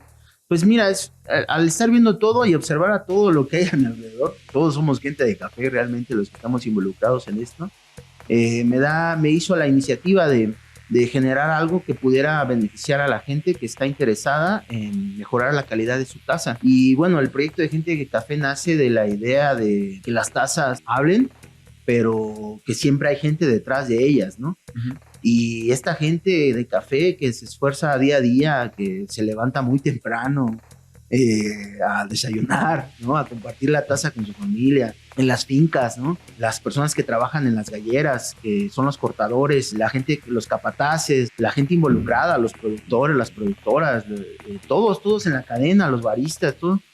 Toda esta gente de alguna manera me motiva, ¿no? Haber estado atendiendo la barra y tratar de pintar un flat white o como quiera que te lo quieras decir, ¿no? O que te pedían un maquillaje. Todo esto, esta cotidianidad y estas actividades me hicieron que, pues, tratara de hacer algo más, ¿no? De lo que es. Y Gente de Café es lo que busca, ¿no? Estamos ahorita trabajando la parte de un laboratorio de catación, pero también un laboratorio de microbiología en el que se puedan estar aislando levaduras, bacterias, incluso control biológico, ¿no? Con microorganismos eficientes, con otro manejo, ¿no? A lo que ya estábamos acostumbrados. Pues la idea es que esté en el centro de México, puede ser Estado de México o Ciudad de México, todavía no estamos definiendo, aunque sí nos estamos ya equipando, ¿no? Pues todo el proceso, ¿no? Por un laboratorio de, pues no tanto de biotecnología, pero sí de microbiología. Y bueno, también en el futuro queremos tener, la idea es que Gente de Café sea un laboratorio de catación, pero también un laboratorio de microbiología que apoye no solamente en el tema de calidad, sino también en la parte de manejo agronómico. Y bueno, con algunos productores que me relaciono he tratado de comentar esa parte, y la idea también es de que tengan a alguien en el centro de México que pueda recibir muestras, que todo sea de bajo costo y que pues haya de alguna manera una relación entre el productor y su café, pero tecnificada, donde se dé un análisis sensorial descriptivo, ¿no? Donde se pueda ayudar en la protocolización de procesos, ¿no? Donde se puedan diseñar o aislar microorganismos de las localidades, ¿no? Tanto para la fermentación como para el control de insectos plaga o para el manejo de materia orgánica, ¿no? Entonces, eso es donde surge Gente de Café. Quizás ahorita no tenemos todavía, son contados algunos productores con los que he estado trabajando, pero la idea es que podamos tener un impacto en el corto y el mediano plazo. Y obviamente, pues todo esto requiere inversión, ¿no? Entonces, pues vamos lento. Claro, no, y aparte también es la misma paciencia, ¿no? O sea, tienes que tener y ir generando toda esta parte, ¿no? La inversión no es nada barata, realmente. Y me gustaría, tocando este tema, que nos hables un poquito de estos artefactos, qué hacen, cómo funcionan y qué es lo que mide cada uno de ellos. Claro, mira, los dos son determinadores de humedad. Uh-huh. Obviamente cada uno es diferente y la diferencia es el tamaño de muestra. Ok. Pero los dos tienen sistemas electrónicos, claro, tienen sistemas electrónicos y que son algunos de las herramientas que considero que los productores deberían de hacer la inversión de comprarlos para tenerlos en la finca. Uh-huh. Ajá. ¿Por qué? Pues porque las características de calidad tienen mucho que ver con la densidad del grano, que hace ratito comentabas, claro, con la cantidad de humedad que tiene el grano y con la actividad del agua. Uh-huh. La actividad del agua era algo que no se tomaba en cuenta hasta hace algunos años en café, pero la industria de alimentos la considera fundamental. ¿Por qué? Porque todos los alimentos, el café debe de ser visto como un alimento, ¿no? Uh-huh. No puede ser visto como un producto, ¿sí? Yo he visto gente cortando cereza en costales de fertilizante que ni siquiera han estado lavados, ¿no? Y creo que estamos equivocados en esa perfil, ¿no? Si vamos a producir cafés especiales, necesitamos ver el café como un alimento. Entonces, te puedo, a manera descriptiva y rápida, te puedo comentar que en el proceso del café, nosotros debemos de estar monitoreando la humedad del grano a partir de la cosecha, el procesamiento en el beneficio húmedo, si vas a hacer un lavado, si vas a hacer un natural o si vas a hacer un proceso honey, pues debemos de estar monitoreando constantemente la humedad, ¿no? Y la actividad del agua es muy importante, porque la actividad del agua, por ejemplo, estos equipos no miden la actividad del agua. Los equipos de actividad del agua son diferentes y son quizás un poquito más caros. Pero, por ejemplo, la actividad del agua es muy importante porque es el contenido molecular que tiene el de agua entre la molécula de café adentro, ¿sí? Si tú tienes un contenido muy alto, vas a tener posibilidad de que tus cafés se puedan honguear, se desarrollen hongos. Y eso es algo en café de especialidad que es determinante en la calidad. Si tú tienes, por ejemplo, presencia de hongos en tu café, ya es una contaminación. Y por ende, pues no puedes o no deberías vender ese café. ¿Por qué? Porque vas a hacer un daño al consumidor final. Cuando el consumidor está pagando un precio alto por un café de especialidad y tú estás ofertando un producto que tiene contaminación. Entonces, monitorear la humedad es básico. Okay.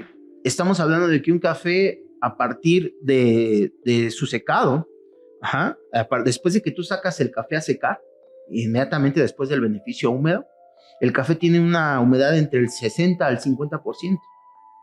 Y como va pasando el secado, ya sea un proceso lavado que te va a secar en 15 días, 10 días, ya sea un honey que se va a tardar 20 y tantos días, o un natural que se va a tardar 30 y tantos días en secar, y llegar a una humedad entre el 10 y el 12%, entonces tú tienes que estar monitoreando. Son partes fundamentales de la calidad.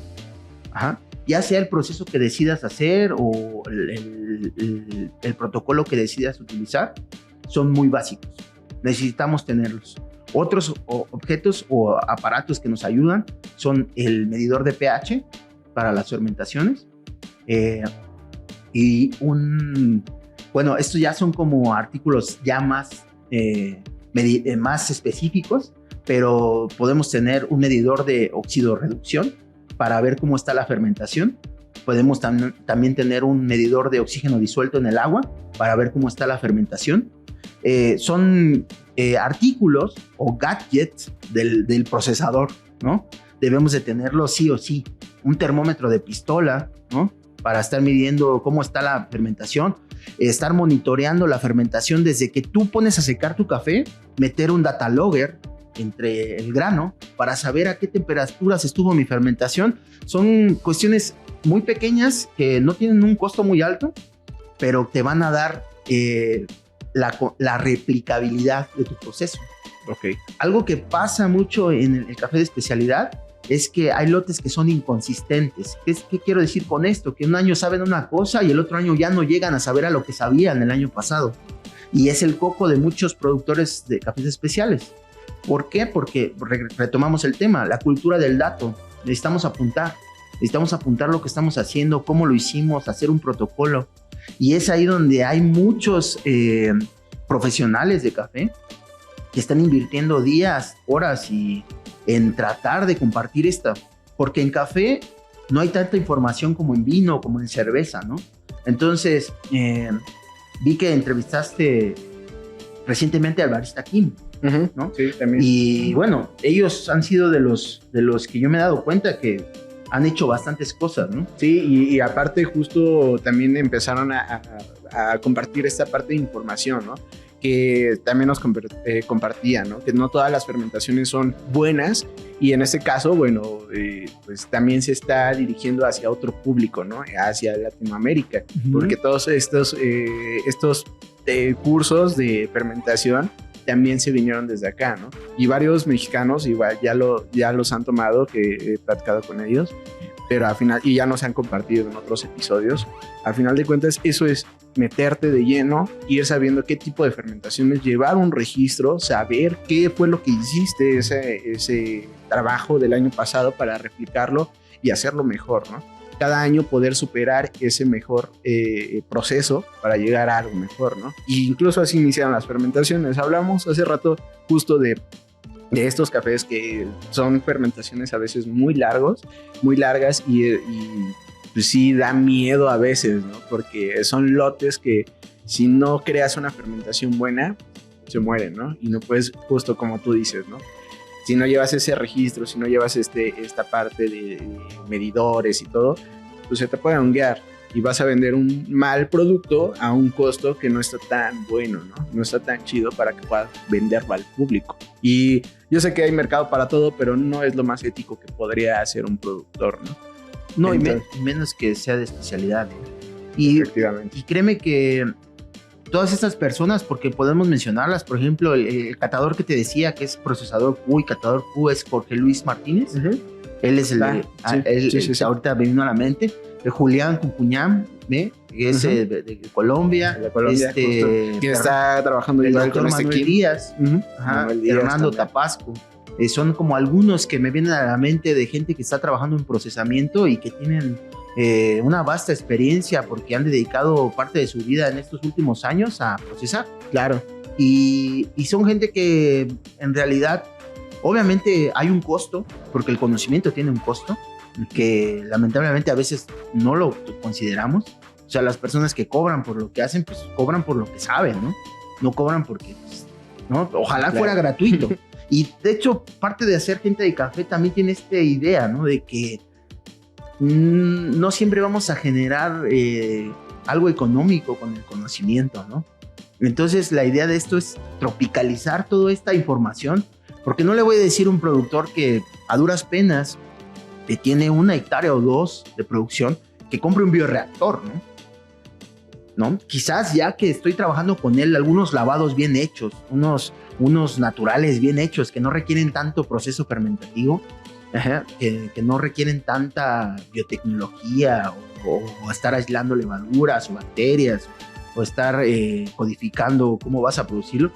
No le voy a decir que de la noche a la mañana brinque hacer un proceso de tantas fermentaciones con una fermentación alcohólica y después ácido láctica, ¿no?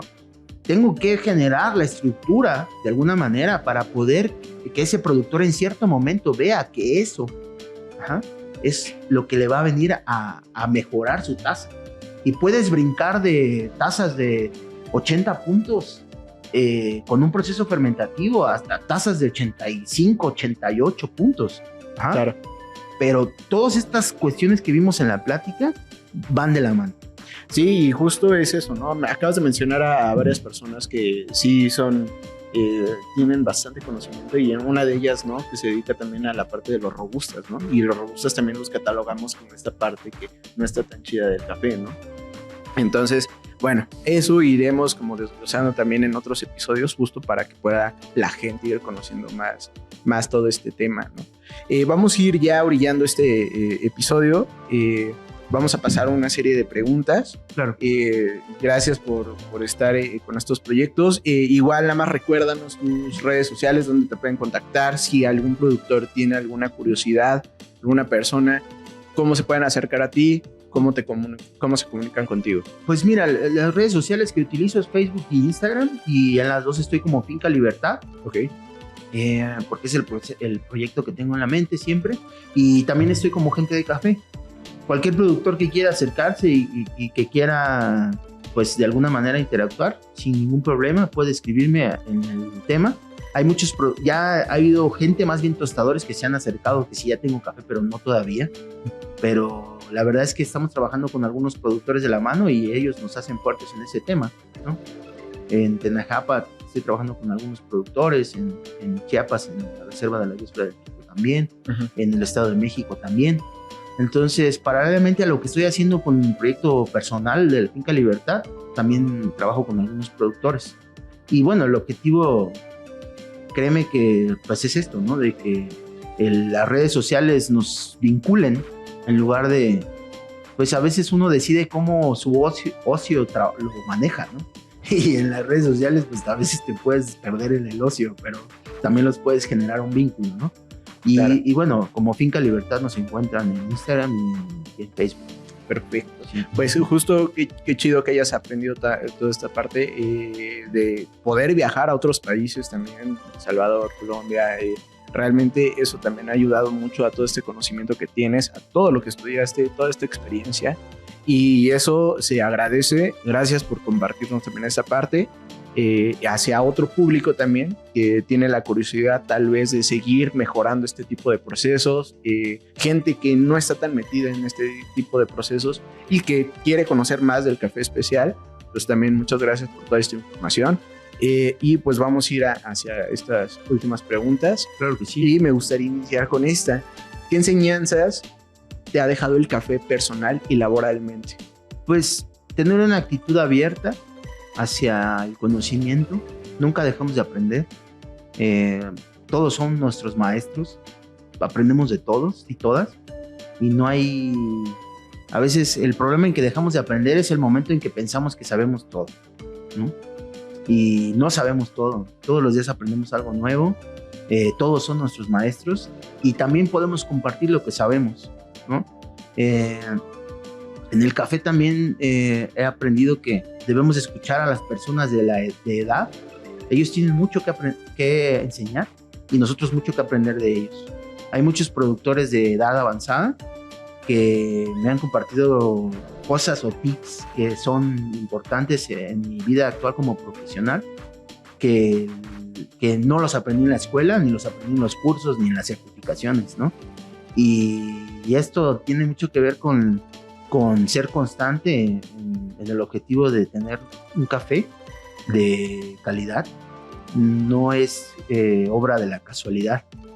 Y si tú te tomas un café en una cafetería o llegas a tu casa y tienes la oportunidad de comprarte un cuarto, medio kilo, un kilo de café de especialidad, me ha enseñado que esto cuesta no solamente horas, ¿no? Sino estar en la finca, estar con los productores, estar en el beneficio, estar en el tueste. Es un trabajo que en realidad, si lo vemos en cuantificación de dinero, no tiene precio, ¿no? Por ejemplo, este tipo de foros donde tú puedes expresar o escuchar o entender lo que piensan, ¿no? Porque dicen cada cabeza es un pozole, ¿no? En realidad es con donde creo que deberíamos de dar más espacio a este tipo de lugares, ¿no? Y más bien yo te agradezco a ti por la invitación y porque me permites, ¿no? No, pues realmente este espacio es para todos los que nos dedicamos en esta parte del café y pues sigue quedando abierto, ¿no? Para cuando gustes venir y aportar algo más, está abierto este foro y este espacio, ¿no? Para llegar a más personas, ¿no? Hace rato me comentaste y tal vez va por la respuesta con esta pregunta, ¿no? Pero quién o quiénes son los que te motivan a seguir haciendo a lo que te dedicas? Podría decir que de alguna manera me motiva mucho a la naturaleza. Es como que mi principal fuente de inspiración, porque la naturaleza es la que nos mantiene, ¿no? Y la que nos da de comer y beber y respirar, ¿no? Pero también hay personas que han estado en mi camino, que me han inspirado y muchos de ellos son los productores con los que me he relacionado e interactuado, productores y productoras, gente como la que te he mencionado, mi pareja con la que vivo y con la que pues, ya tengo años de relación, también me ha inspirado mucho porque ella también se dedica al café y pues también vive de esto. Y sobre todo pues los productores son los que me inspiran. Créeme que el tema de las cafeterías y esto de las competencias, todo también me da cierto ímpetu, pero el productor es el que, porque al verlo y al verte en él como un productor, siempre hay que ponerse en el zapato, ¿no? Como dice, quien critique mi camino le presto mis zapatos, ¿no? Y mis zapatos en realidad han estado con ellos. Y créeme que me han tocado casos donde llegas a fincas grandísimas con cientos de empleados, con beneficios gigantes de toneladas por día, y he encontrado esa misma constante en productores grandes o en mismos productores pequeños, esa sencillez, esa humildad, este respeto por la vida de productores de café es lo que me tiene acá. Pues muchas gracias. Vamos a dar por terminada con una última pregunta. Y pues nuevamente te agradezco. Gracias por toda esta información, por todos estos conocimientos, y espero pueda llegar a más personas y a las personas del campo, ¿no? Que también necesitan toda esta información. Y bueno, hay distintas plataformas en las cuales ya podemos llegar, podemos transmitir y compartir este tipo de información, ¿no? A lo largo de este tiempo que te dedicas al café, te han dicho buenos y malos consejos. ¿Con cuáles te has quedado y cuál ha sido el que has desechado? Pues los buenos consejos, pues fíjate que el buen consejo, de alguna manera, te puedo mencionar al productor famoso, muy conocido, Enrique López, de experimentar, de no dejar de tener esa curiosidad, de nunca darte por vencido si un café no llegó a ser lo que tú esperabas, pero tienes otra oportunidad. Cada cosecha, cada floración, tienes la oportunidad de mejorar lo que estás haciendo en taza. Algo que podría desechar sería el tema de volverte un famoso del café y de desanimar, que también hay, así como ha habido consejos buenos, también hay muchas personas de, no, ya no sigas en eso, ¿no? Pierdes mucho tiempo, pasas muchas horas, das mucho en el tema de que para hacer un gran café tienes que invertirle mucho tiempo, porque también ha habido productores que se dedican al café comercial que dicen, no, imagínate, ¿cuánto tiempo voy a estar esperando que se seque natural? Mejor lo seco, lo lavo y lo meto a la secadora, aunque cuando lo metes a la secadora de temperatura pierdes todas esas cualidades de que pudieron darle calidad en taza, ¿no? Y bueno, estos han sido de alguna manera en café los buenos y malos consejos, ¿no? Y otra cosa, también pensar que esto es una moda, y creo que no es una moda. Esto es la frase, ¿no? De subirte al tren del mame, y pues realmente no es el tren del mame, ¿no? Es una forma de vida de miles de personas o millones a nivel mundial, y que merece todo el respeto. No es una moda, no es una llamarada, no es... Yo creo que es algo que se viene para quedar, y creo que México es un gigante en café, que está, pues no está dormido, pero quizás sí está por ahí rascándose la cabeza, viendo cómo va a funcionar. Y algo que tenemos y algo que tengo muy claro en la agricultura en México es que debemos de dejar de pensar paternalistamente y pensar que el gobierno tiene que darnos todo, las instituciones o técnicamente. Tenemos que desvincularnos de ese pensamiento en nuestras nuevas generaciones e ir hacia ese objetivo que es hacer las mejores tazas, que hablen las tazas y que podamos colocarnos a nivel mundial como los mejores productores de café. Algo que me pudo mucho alguna vez y en algún momento lo platicaba con algunos productores es la clasificación que existe de suaves lavados colombianos y otros suaves. Ajá. Y a mí me daba coraje, decía, pues ¿por qué los lavados tienen lavados suaves colombianos y otros suaves somos todos Salvador, Ecuador, Honduras, México, Guatemala? No, creo que en algún momento vamos a dar mucho de qué hablar a nivel mundial con nuestros cafés. La verdad es que creo que también es una oportunidad para que la cafeticultura no sea vista como pobreza, como sinónimo de miseria, ¿no? Sino es todo lo contrario. Y el cambio climático y las condiciones de cómo estamos manejando de alguna manera los recursos naturales nos van a decir, nos van a dictar qué potencial tenemos en México. Si políticamente, gubernamentalmente, institucionalmente no se ha visto, creo que deben de empezar a voltear hacia allá, porque tenemos unos cafezazos, ¿no? En cada región, con sus cualidades únicas, tenemos unos cafezazos. Y entonces lo único que hay que hacer ahí es empezar a pulir esa parte, ¿no? Empezar a trabajar, a vincularnos, ¿no? A colaborar, ¿no? Quizás a veces no somos monedita de oro, ¿no? Y no le caemos bien a todo el mundo, como dice el dicho. Pero con quien encuentras alguna afinidad y encuentras una colaboración, ahí está. Ahora sí que, como decimos, ahí está el pan, pues ahí tenemos que ir.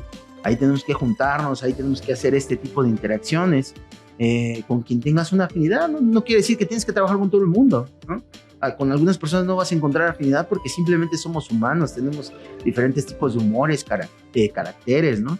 Pero sí creo que entre mexicanos debemos de hermanarnos como productores de café, como procesadores, como tostadores, como baristas, como profesionales del sector, y empezar a hacer equipos de trabajo a nivel país, no solamente jalar por mi institución, por mi marca, por mi empresa, por mi barra, por mi estado, no, debemos de, como alguna vez dije, con los agrónomos, ¿no? En los agrónomos hay este escuelismo, ¿no? Es que yo soy de la Narro, yo soy de la Chapingo, yo soy de la UNAM, y entre cada quien se defienden, pero en realidad somos agrónomos, pues tenemos que unirnos, igual en el gremio de café. Si queremos dar valor a la cadena, tenemos que dejar a veces esas diferencias entre humanas, ¿no? Que pues simplemente no nos hacen nada avanzar y nos hacen a veces brincar para atrás, ¿no? Entonces, creo que esa es la propuesta, es como que la intención, ¿no? Sí, ojalá y lleguemos a ser un país realmente más unido y poder llegar a un solo objetivo, ¿no? Que podernos unir entre todos y llegar a esta parte del gremio con todos, llegar a situar ese café mexicano en alto y a nivel mundial. Pues muchas gracias y pues listo, terminamos. Y una cosa más, dime. Tenemos que ver los ejemplos de éxito que hay en los países productores, y tenemos que también políticamente entrar en hacer las cosas más fáciles para la gente. Panamá, Costa Rica, Colombia tienen ahorita los mercados donde pagan más caro los cafés, ¿sí? A libras de $1,200, comercio con China, con Japón, con Dubái, Emiratos Árabes, Europa, ¿no? Sí, mercado asiático. ¿Quién consume más nuestro café? Estados Unidos, Bélgica, Alemania. Ajá. En diferenciados, tenemos que empezar a ver esos ejemplos, ¿sí?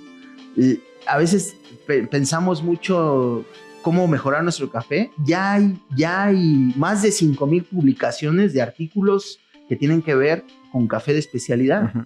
Ajá. Y entonces ahí es donde tenemos que ver el ejemplo de los microbeneficios, ajá, de los lotes de especialidad, de los microproductores, ¿no? No pensar como esa agricultura de café después de la revolución o antes de que tiraran al Instituto Mexicano del Café, ¿no? Donde todo era para el comercializador exportador, ¿no? Sí. Sino hay que pensar y facilitar eso, ¿no? Yo lo dejo como en el aire, al igual no soy partidista ni religioso ni etc., pero por ahí va hacia donde tenemos que ir. Esa es la visión que tenemos que tener como unidades productivas, ¿no? Claro, sí, esperemos. Y justo esa es una ventana del aire que va para muchas personas por intereses personales también, ¿no? A veces te cuesta más trabajo mandar un café de especialidad a un país, uh-huh, por solo el envío, ajá, por solo lo que pagas de aranceles, por lo que te cuesta poner un café, ya sean 20 kilos, un anolote, un microlote, te cuesta más caro, uh-huh, que o cualquier otro producto. Y tú dices, bueno, entonces en la política pública o las instituciones, ¿en qué meten su cuchara, no? O en dónde están invirtiendo el tiempo para que se sigan llevando algunas empresas que no son mexicanas el café y sigan ellos ganando. Es como que la idea, y quizás es un callito que ahí se está tallando, pero tenemos que hacer algo, ¿no? Exactamente. Pues muchas gracias. Listo, terminamos con esto. Gracias. ¿Qué tal? Mucho gusto. ¿Qué tal? Te explayaste y todo. Esto es súper chido, la neta.